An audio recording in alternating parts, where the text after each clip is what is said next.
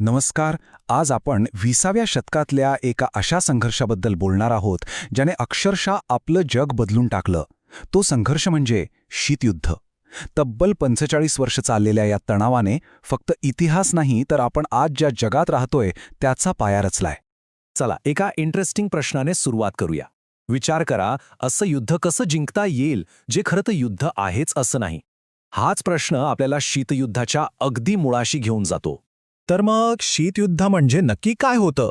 सोप्या भाषेत सांगायचं तर दुसऱ्या महायुद्धानंतर जगात दोन मोठे गट तयार झाले. एका बाजूला होती अमेरिका आणि तिची भांडवलशाही विचारसरणी, आणि दुसऱ्या बाजूला होता सोव्हिएत युनियन आणि त्याची साम्यवादी विचारसरणी. या दोघांमध्ये सत्ता आणि आपला प्रभाव वाढवण्यासाठी जी चुरस लागली होती त्यालाच शीतयुद्ध म्हणतात. पण याला युद्ध का म्हणतात? कारण हा संघर्ष खूप वेगळा होता. म्हणजे दोन्ही महासत्तांनी एकमेकांवर थेट हल्ला कधीच केला नाही, तरीही जगात प्रचंड तणाव होता. चला तर मग बघूया ही सगळी सुरुवात झाली तरी कशी. इमॅजिन करा, दुसरा महायुद्ध नुकतंच संपलंय. युरोपातल्या जुन्या महासत्तांची ताकद कमी झालीय आणि याच काळात दोन नवीन सुपरपॉवर्स समोर आल्या, अमेरिका आणि सोव्हिएट युनियन.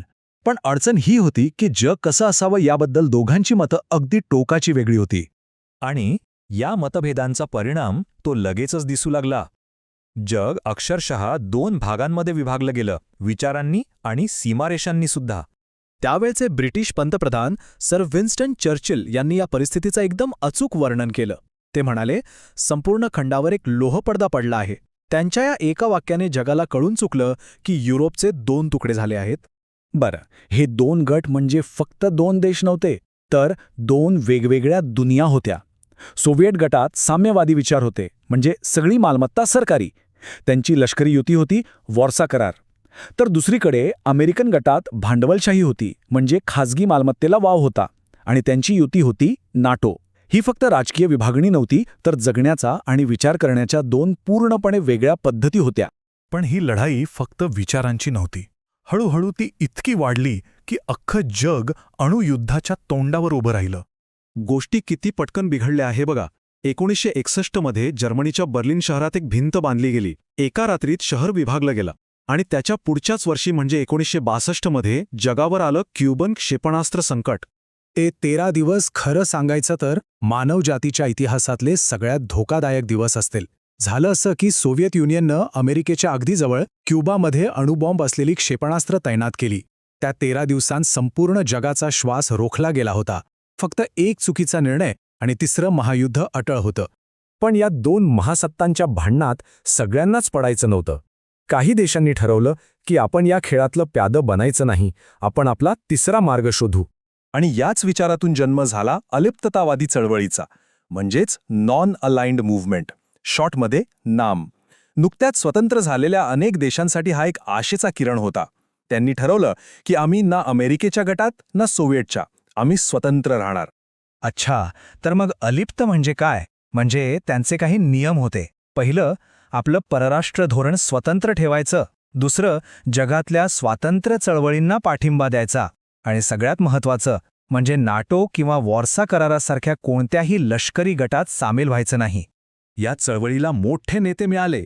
भारताचे पंडित नेहरू, युगोस्लावियाचे टिटो आणि इजिप्तचे नासेर यांसारख्या नेत्यांनी पुढाकार घेतला. त्यांनी सांगितलं की भांडणांऐवजी शांततेने एकत्र राहण्याचा मार्गच योग्य आहे. चला, आता आपण या गोष्टीच्या शेवटच्या टप्प्याकडे येऊया. हे सगळं संपलं कसं? आपण आता त्या क्षणाबद्दल बोलणार आहोत जेव्हा ती प्रतिकात्मक भिंत कोसळली. तर 1985 उजाडलं आणि सोव्हिएट युनियनमध्ये एक नवीन नेता आला, मिखाईल गॉर्बाचेव. त्यांच्या लक्षात आलं होतं की सोव्हिएट सिस्टम आतून पोखरली गेलीये आणि त्यांनी काही धाडसी बदल करायला सुरुवात केली.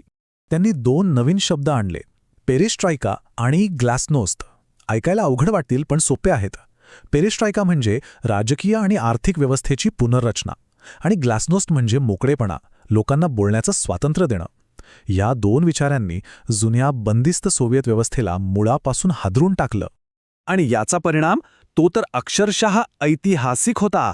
1989 मध्ये शीतयुद्धाचं सगळ्यात मोठं प्रतीक असलेली बर्लिनची भिंत, जिला लोक लज्जेची भिंत म्हणायचे, ती लोकांनी पाडून टाकली. आणि एकदा ती भिंत पडली ना, मग सगळं पत्त्याच्या बंगल्यासारखं कोसळलं. पूर्व युरोपातले देश स्वतंत्र झाले आणि बघता बघता 1991 पर्यंत खुद्द सोव्हिएत युनियनचंच विघटन झालं. शीतयुद्ध अधिकृतरित्या संपलं होतं. याचा परिणाम काय झाला? सोव्हिएट युनियन संपल्यानंतर जगात फक्त एकच महासत्ता उरली आणि ती म्हणजे अमेरिका. तर या सगळ्याचा अर्थ काय? शीतयुद्धाने आजच्या जगाचा नकाशा तयार केला, देशांचे संबंध ठरवले. पण जाता जाता एक प्रश्न उरतोच की जर कालचं जग शीतयुद्धाने घडवलं असेल तर आपलं उद्याचं जग कोण आणि काय घडवणार आहे? विचार करण्यासारखी गोष्ट आहे, नाही का? www.testwiser.com. Testwiser is a digital learning platform designed for students to prepare for board and competitive exams, offering chapter-wise tests and full-length mock tests. Study material like video, PDF notes, DPP, MCQ, theory, and most important, Maharashtra engineering admission counseling across multiple domains.